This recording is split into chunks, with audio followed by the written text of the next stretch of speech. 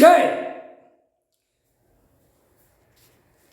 பார்வதி அம்மா, நீதிமன்றத்தில் டெல்லியிலேருந்து தமிழ்நாடு வரைக்கும் நீதிமன்ற கோர்ட்டில் தண்டனையே கொடுக்கல.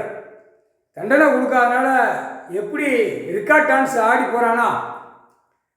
அரசியல்வாதி ஒரு ஓட்டு முத்திரை கேட்க வரல, ரிக்கார்ட் டான்ஸ் ஆடி கொட்டு மேலே அடித்து வரானா?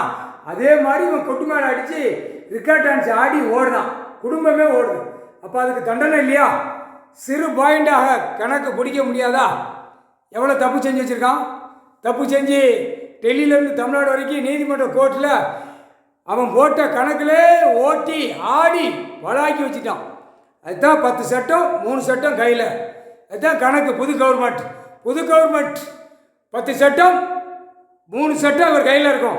10 சட்டத்தில் எல்லா கணக்கும் எடுத்துட்டார். தண்டனை கொடுக்குற கணக்கும் போட்டார். இதுதான் 10 சட்டம். 3 சட்டம் குளோஸ் பண்ணுற சட்டம். முக்கால் சத்தியம்.